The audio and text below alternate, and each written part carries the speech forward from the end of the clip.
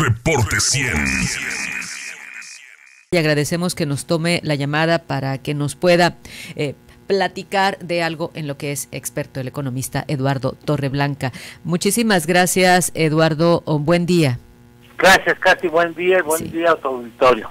Y ya lo anunciábamos hace unos momentos que lo que hoy vamos a escuchar es sobre la eliminación del IEPS a la gasolina y el impacto que habrá de tener esto en la economía. ¿Cómo será, Eduardo? ¿Qué podemos esperar?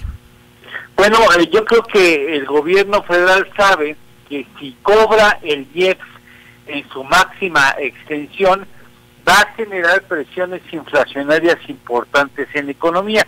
Y yo creo que ha tomado esa decisión que ya lleva bastante tiempo, a partir de que los precios del petróleo se descontrolaron, fundamentalmente por la guerra que tiene Rusia en contra de Ucrania. A nivel mundial se vino una escalada de alza en los precios de combustibles, de gas, sus distintas expresiones, de diésel, de combustóleo, de turbocina, de petróleo, de gasolina. Y esto a nivel mundial ha ocasionado un problema inflacionario importante.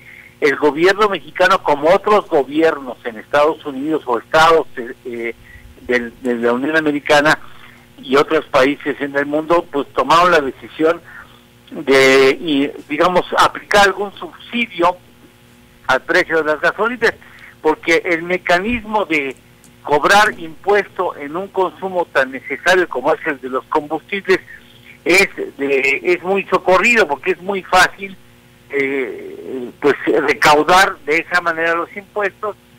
No se necesita un esfuerzo especial, prácticamente se cobra solo, y en todo el mundo las gasolinas tienen una carga de impuestos importante. Lo es en México, tanto con el IVA como por el IEPS. Incluso sería, Katy, relevante explicar a tu auditorio que es una fórmula muy sofisticada la que permite llegar al precio de venta de los combustibles o de las gasolinas en México, a tales extremos que se calcula la evaporación que sufre el producto en su trayecto desde los grandes almacenes hasta la gasolinería. Se calcula la evaporación que puede presentarse, se toma en cuenta para el precio e incluso se toma en cuenta el IVA en la evaporación, de tal manera que nosotros pagamos todo, y supongo que también está considerada la merma que representa para las cuentas de Petróleos Mexicanos el huachicol, esa práctica indeseable de robo de combustibles a los ductos de Pemex. Entonces, el gobierno no quiere tener presiones extras a los precios en la economía y decide no cobrar parte del IEPS, o sea, subsidiar el IEPS o dar estímulo fiscal, como quieren llamarle, a la venta de combustibles, porque sabe que si lo hace de manera plena, pues va a generar un aumento en los precios. Esto ha tenido un enorme sacrificio para los ingresos del fisco mexicano. No se sabe a ciencia cierta a cuándo ascenderá, pero estamos cerca de que las autoridades pueden llegar a calcular ya oficialmente de cuánto fue el sacrificio fiscal en el presente año, pero hay cantidades que superan los 500,000 millones de pesos, es decir, que el gobierno dejó de cobrar más de 500,000 millones de pesos por subsidiar el precio de las gasolinas. Ahora hay cierta diferenciación, Katy. Ya no es el 100% para la Magna y para la Premium, para las dos gasolinas fundamentales, o para el diésel siempre ha sido el 100%, porque ese combustible está más ligado a la transportación de mercancías de primera necesidad en el país.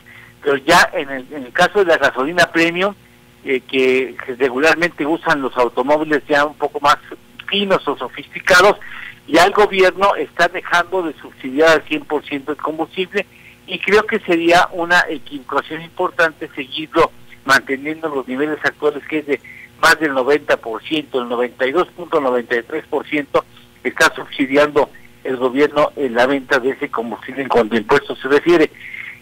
Yo creo que como los precios de los combustibles siguen altos, pues el gobierno mantendrá esa práctica.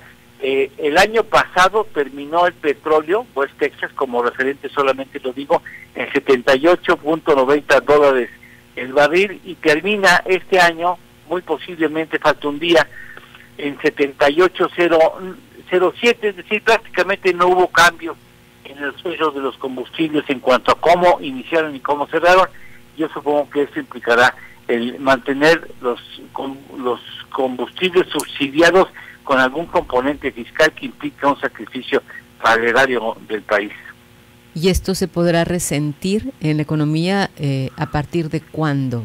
Los efectos. Bueno, los efectos podemos decir, Katy, que es inmediato, en la medida en que el combustible no se paga en lo que vale, incluyendo al componente impuesto al 100%, pues se descartan presiones inflacionarias inmediatas. O sea, si hoy dijera el gobierno en un absurdo, mañana vamos a cobrar el IEPS al 100%, la gasolina se va durísimo, incrementaría de manera muy importante su precio, y esto implicaría el no poder mantener los precios de la economía en los niveles actuales. Mira, en el caso específico de la Magna, el gobierno deja de recibir, por cada litro de Magna que se vende, deja de recibir aproximadamente 5 pesos con 49 centavos.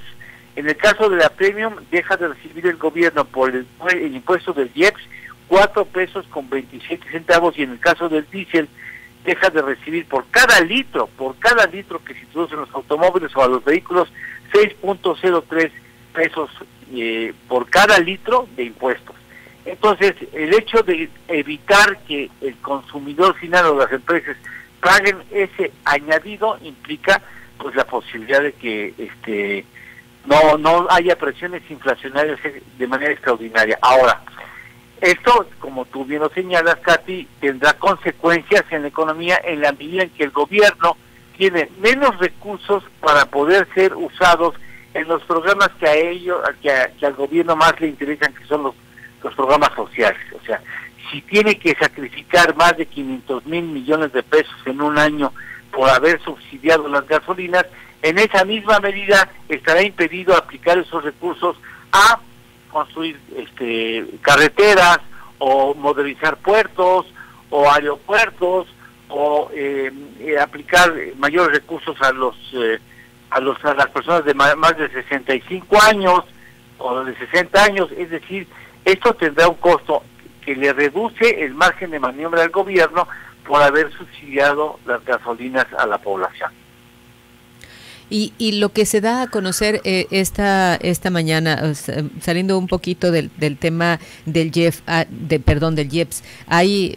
hablan de que cae a mínimos históricos la tasa de desempleo en nuestro país. Además, destacan algunos diarios en México el tema de que se aligeran los pagos para el pago de la deuda externa. Esto que ahora se ve como buena noticia, ¿pudiera beneficiar la economía, contribuir de alguna manera o ser lo contrario a lo que estás mencionando en el caso de lo que mencionas en este análisis de lo que puede pasar por el IEPS? Sí, yo creo, vamos primero por la parte de la renegociación de la carga externa, de la deuda externa del gobierno federal. Creo que es una decisión inteligente, ya se había hecho antes en otros gobiernos, tratar de aprovechar la coyuntura actual para tratar de renegociar los términos o el perfil, que dice el perfil de la deuda, quiere decir que reduces la carga que en el corto plazo tendría que pagar un gobierno y lo difieres en el tiempo. En algunas ocasiones se mejora la tasa de interés, en este caso supongo que no, porque las tasas de interés se están incrementando, pero sí cambias el perfil de la deuda. Es como decir, tratando de llevarlo a un caso doméstico, nosotros pagamos 15,000 pesos de la hipoteca, renegocio al banco para que ya no tenga que pagar 15,000 pesos, sino pueda pagar, digamos, 10,000 pesos en el ejemplo, y los otros 5 los voy difiriendo a largo el plazo de pago, pero descargo la presión de lo que tengo que pagar mensualmente. Ese es un ejemplo doméstico. Lo que hace el gobierno es tratar de concretar y conseguir, como lo ha hecho, que el perfil de los compromisos con motivo de la deuda externa sean más cómodos para los siguientes gobiernos. Eso me parece que es muy importante. En cuanto al trabajo refiere, estamos en niveles muy bajos de desempleo. Esto es una buena noticia. Lo que valdría la pena también considerar en los análisis es que ha habido una precarización del trabajo. Quiere decir que el empleo que se perdió con motivo de la pandemia en 2020 y parte en 2021 se ha ido recuperando, pero la recuperación de esos puestos de trabajo se ha logrado con salarios más bajos a los que tenían antes. Es decir, el nivel de la gente que gana más de 3 salarios mínimos mensualmente ha bajado. Ya no son tantos mexicanos como eran antes. Ahora hay más mexicanos ganando menos o hasta 3 salarios mínimos o menos de 3 salarios mínimos. Eso se habla de una precarización del trabajo.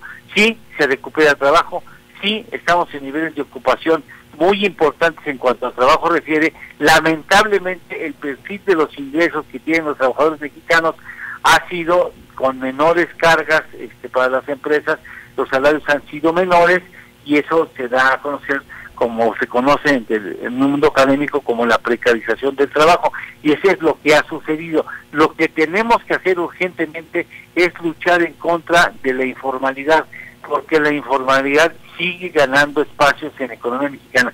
Hoy hay más mexicanos trabajando en la economía informal, tienen un trabajo informal con respecto al trabajo formal o la formalidad que tienen las empresas en su plantilla laboral. Es decir, estamos teniendo un país que al tener más trabajadores en la informalidad, seguramente sean menos productivos y tengan mayores riesgos de tener un hecho catastrófico en las finanzas familiares, como no puede ser que alguien haya tenido un accidente, no haya tenido que operar, alguien fallezca. Ese tipo de acontecimientos extraordinarios que llega a pasar en una familia tiene un costo muy importante para su economía y para el país. Entonces, entre más trabajo formal tengamos, mejor apoyo daremos a las familias mexicanas que tienen el trabajo.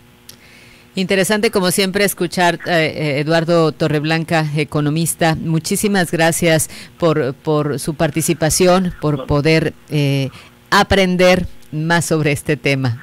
Muchas gracias a ti, Katy, a tu auditorio, a tus colaboradores, a los miembros del equipo, que tengan un excelente año con salud, que es lo fundamental, a salud y armonía en sus familias y en sus trabajos. Gracias. Igualmente, gracias, Eduardo. Buen día. Buen día. Reporte 100.